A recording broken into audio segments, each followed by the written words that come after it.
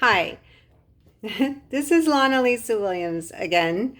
I had camera problems. My Samsung S10, Galaxy S10, doesn't do landscape photos apparently. So everything looked sideways when I turned the camera. And then it just, for no reason, cut off in the middle of my sentence when I was showing you my books. So this is like a tree planted, and it's based on a psalm from the Bible and other verses in the Bible about a tree planted by the rivers of water that bears fruit even in old age. And the leaves of the tree are used for the healing of the nations. And I think trees are the most amazing things, and God made them. And this photo I took on top of a mountain called Kartepe in Turkey, in Kocaeli, about an hour's drive from Istanbul. People think Turkey's a desert, but no, it actually looks a lot like Europe, or even Lake Arrowhead and Big Bear in the San Bernardino Mountains in Southern California, not far from LA, where I used to live and raise my children. So I love forests and trees. Trees are healing. Trees are quiet. Trees bring shade, bring cooler temperatures. And the Bible is full of verses about trees. So you should read Like a Tree Planted. It's my favorite cover. I designed it myself. I love the mist in the background. See the mist? Who is coming between those trees out of that mist? What is this story about? It's about a future where there are no more trees, and a young teenage scientist must figure out how to find seeds to bring trees back to the future. She does a little time travel there. It's like she goes through a portal, and the portal's like this one, with mist and sunlight shining in the distance. And she meets her great-great-great-grandmother who lived in our time and saved seeds for the future, because her grandmother, Gabrielle, knew that Miranda, the scientist, would live in a time where the trees were all dead because of chemical war, and the cities like future San Diego, where Miranda lives, would be under domes. And so Miranda has to figure out how to get the people back out into nature and to find the trees. So read it. It's my favorite cover. But my favorite book is this one, Selah of the Summit. That's me dressed up, yep, for the Big Bear Renaissance Fair. I know it's kind of cheesy, but I kind of like it.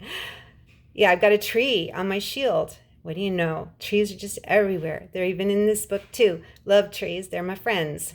Lived on top of mountains, owned homes on top of mountains. I love trees. So if you're really depressed, please go sit under a tree for a while and touch it, touch the bark, pick up a leaf, feel the shade, feel God's love. Yeah, I sound a little Californian there, but there's a lot of beauty in a tree. So Selah of the Summit is about a young slave girl who thinks she's nobody. And one day, a mysterious stranger comes to the little castle where she lives as a slave to an evil master. And the stranger leads her outside the castle walls and up to the top of the mountains, the summit. And she finds love and many amazing things like trees along the way. So I'm writing Selah, part 2, called Selah and the Prisoner. And it's the true story of the love of my life, Jose Mendiola of Mexico, and me. And it's written like a fantasy in the third person point of view, not from the first person point of view. And I changed all the names because it's less personal that way, I guess. But do buy Selah of the Summit, my very favorite book. I love this book. It's my favorite of all I've written. And I've written a lot. So this is me in Turkey, dressed up, like a Turkish princess, a little bit. Like, there was a famous story about a Turkish princess who was Russian, and she fell in love with the Sultan, and her name was Sultana, Sultan Hürrem. And I was told I looked like her, and so I had fun outside of Hagia Sophia, the beautiful 1,500-year-old church that was a church for 1,500 years until recently their dictator Erdogan turned it back into a mosque, but that's another story. So that's me, and this is Crossing the Chemo Room, about how I survived a rare type of cancer 25 years ago when my son was just a baby. So read this one too. Next, this is Survival Stories, Book 3. Oops, out of order, Lonna. do your homework. Survival Stories Book 2. That photo I took in Hollywood when I was homeless in LA driving for Uber Eats. I wish I made this stuff up, but it's honestly the truth.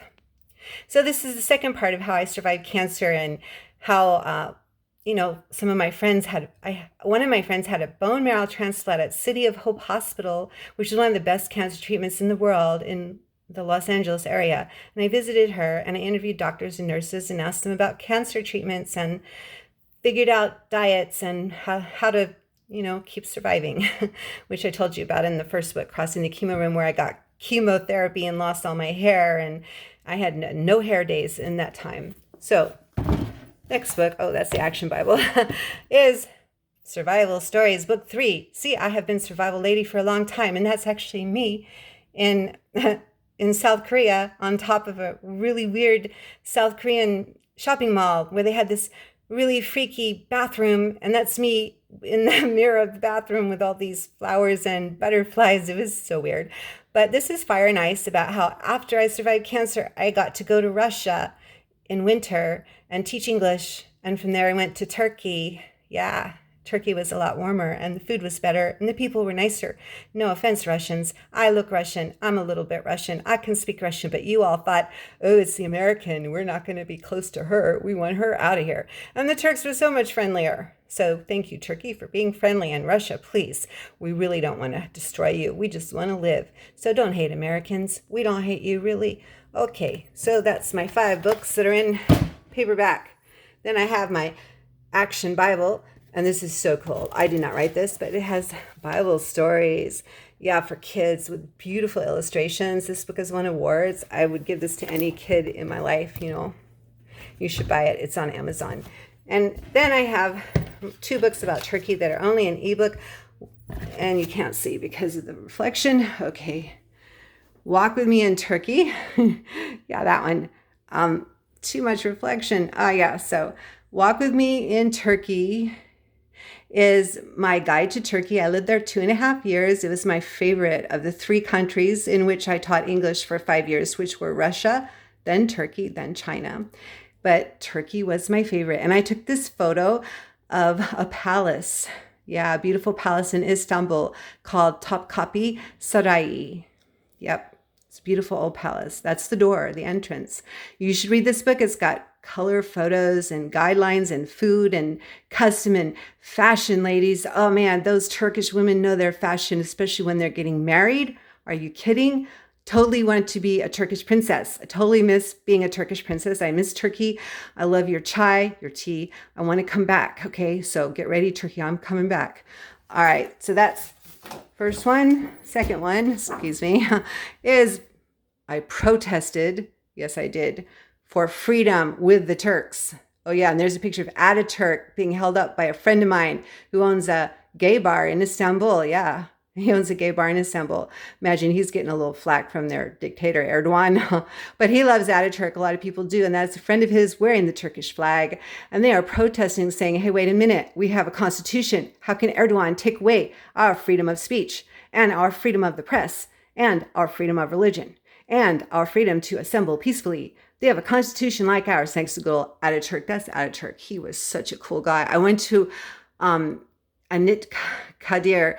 I hope I said that right. Anıt Kabir, that's it. Anıt Kabir, where Ataturk made a beautiful garden and where you can visit the library where he has all his cool swords and photos and soldiers. And oh my gosh, I spent the whole day at Anıt Kabir. It's in Ankara, the capital of Turkey, and you should definitely go. I think Ataturk was a great man. He died in the 1930s. I so wish I'd met him. But he brought Turkey into the 20th century and made it a world power, which it really is. Okay, so I love you, Turkey. I love you guys in Istanbul. I just totally want to go back. I want to ride the ferry from one side of the whatever you call it, the waterway in Istanbul to the other. Yeah, I want to go past the Maiden Tower and I want to drink chai, tea, shaped like a lady's torso in a little glass with a silver spoon on the ferry as I travel from one side of Istanbul to the other, which is from traveling from the continent of Asia to the continent of Europe. I am so coming back, Turkey. Get ready. Okay, But this book is pretty, it's got interviews with protesters, photos, links, and I'm pretty sure it's been banned in Turkey. And if I showed up in Turkey, Erdogan would probably arrest me and put me in prison like he did this American pastor I met in Izmir, who thankfully got out of prison after a couple of years. But honestly, you do not want to be in a Turkish prison. Did anyone remember the Midnight Express movie? You do not want to be in that situation, although that was really kind of exaggerated. I heard it wasn't that terrible in the Turkish prison, but I'm pretty sure any Turkish prison would be pretty bad. So I want to come back, Turkey. Please get rid of your dictator and bring your freedom back, and I will be there. Okay. So what else am I going to tell you? My Bible, Action Bible. Totally you need to get this because, like I said, to survive, you should have some really good stories. Keep your mind busy. You can find them in there and in my books, of course. Now, I want to show you the rest of my table. We're doing table talk today with Survival Woman. This is some stuff I got in China. Now, some people think China's a terrible place. Actually, I lived there 2 years teaching English in universities from the north to the south to the east. I got all over China, Beijing, the Great Wall. I climbed it. Shanghai, my favorite city in the whole wide world. Gosh, you guys, China's really getting the bum rap over this coronavirus stuff. I think it's a beautiful country with a 6,000 year and more history. And so this spoon, I think I probably got that in Russia. It doesn't look very Chinese, okay, but it's a teaspoon. I have it here. Okay, I got this beautiful tea set with dragons and a little cup in China. And, it wasn't that expensive. Here it would be pretty expensive, but there it wasn't. I mean, some made in China stuff's really good quality. Then in the backdrop, I have the 12 maidens of China, beautiful women from history, ancient history. And they're so beautiful. Look at this, folks. I mean, this woman, she's got a little boy. Look at that. She's reading a book. This is thousands of years old. China was way ahead of the world in technology. Look, that lady has a beautiful tea set. The other one's playing something like a piano. I mean, where were we 6,000 years ago in America? We didn't have this kind of stuff. I mean, these women were painting things and posing in fashion. Look at those hairstyles. Totally China gets a bad rap. They're playing chess type games, board games. I mean, really, they had beautiful fans, they had gardens and birds and beautiful Chinese characters. If you ever go to China, try to find something like this. That's not much money. It's a little thing that folds together and it has the 12 maidens of something. Can't remember the name. Some part of China, really ancient history, or the pretty little tea sets. I mean, people who make this beautiful stuff can't be all bad. So let's not give China the total negative reputation it's gotten. Now over here, I have beautiful, colorful cards made by Jose, my fiance, handmade. I love this one. It's got the sun, the star, and the moon. And when you're a prisoner, you can't give someone a lot of stuff, but you can make beautiful things with colors. And he designed that one. And in the back, us as lions. And this one I like, together by letters, because sometimes you can only keep a connection with someone by handwriting a letter. And look, I have 3D butterflies. All this beautiful stuff. I have horses. I mean, who does this stuff anymore? Handwritten letters. Guys, you should do this for your girlfriend. She'll love you forever. I love you, Jose. And this is our photo in the back. There's us in the front, and I love that one in the back with our profiles. And there's us together. I look so happy. There's me in New Zealand with my 2 kids. Yeah, there's an angel. Because teachers are angels who give us wings to fly. Yep.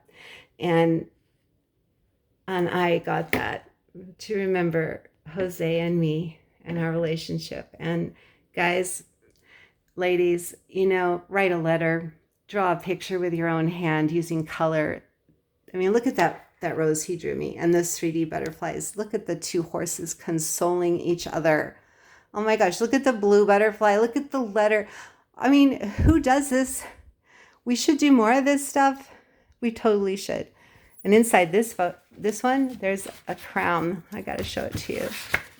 I like the crown. Yeah, it's a beautiful crown. Look at all those different colored gems. To the love of my life, Lonna Lisa. Yeah, so, okay, that's my desk. Stuff I got from overseas. I have more stuff from China. Just going to show you briefly.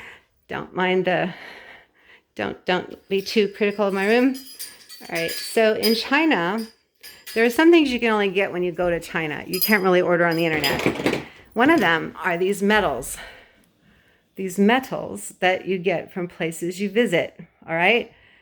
And this one, it's in Chinese. That's their chairman, Xi. Yeah, I think. And this is some place I visited in China, and I got this, you know, it's a lot of communism. Yeah, I get it. Communism is bad, but, you know, China, I think, is a good place. All right, then I got this other kind of metal. You go to places and you buy these metals to show you've been there. Yeah, and this one had sort of a Aries birthday month. I'm April. I don't believe in that astrology, but it had this theme. And then it was the Summer Palace. Okay, so this was from the Summer Palace. And I have a video of this, well, slideshows, I think, on my YouTube channel, which is Lonna Lisa Williams channel. And the Summer Palace was a very beautiful place with gardens and towers you could walk up and lakes. And I totally loved the Summer Palace. You should definitely go there. It's near Beijing or in Beijing. And then this one was the Great Wall of China. Yeah, I actually climbed it. You can actually take like a little cart thing right up to it. And then when you get to it is when you can walk along it. It's so long, miles and miles. You can never walk the whole thing. It's like 1,500 miles long. But I went to the part near Beijing and it was so amazing. There's a photo of me, well, a few, you know, around on Instagram and Facebook and YouTube channels of the Wall of China. And definitely you should go. And in the back we have Chairman Xi again. Wouldn't that be nice to have your, I don't know, image everywhere? That's a joke. No, it wouldn't. Okay. And then it's got the year 2014. Yeah. Wow. Okay. And lots of cool Chinese characters. So with medals and teacups and beautiful artwork of ancient ladies and their fashion and their educational abilities and their creativity. And I love tea, green tea. You have not ever had tea until you've been to China and had fresh green tea at a little tea house on the second story of a building, the second floor. And you can look down and see all the people below, and you can spend like all afternoon there just getting more hot water for your green tea and eating snacks. I mean, you have not lived until you've done this. So if you go to China, please go somewhere out of the big cities, go to a little tea shop, have some tea. I would like China and America to have better relations. So to all my friends in China, I miss you. I love you. I will come back in a minute if I can. All right. Okay. Thanks for the tea and the beautiful, beautiful artwork and the amazing history of walls to climb and jade. This is supposed to be jade. It's fake jade, of course. Jade is amazing kind of stone. Jade was worn by emperors and empresses. And I went to the burial grounds of the Ming emperors, and they say that the jade that the emperor wore when he was buried would absorb the blood from the emperor's body or the empress, and that it would have red in the jade from the blood of the person who wore it. And they believe that jade, it's a soft kind of stone. If you wear it, it absorbs part of you into it, your personality. So I used to have a beautiful jade ring. I lost it, but I'm coming back to China to get another jade ring, okay? All right. So don't give me flack about saying China's pretty good. I know we have problems with them. We buy too much junk we should not buy and so on. But let's try to keep a little open mind. And there are my beautiful colors from my fiance. Let's all start writing letters. We can survive if we remember how to write and love each other and stay in contact. And if we remember stories to tell our children about horses and love. If we remember this, we can survive just by talking and thinking. So don't forget that. And this is Survival Woman.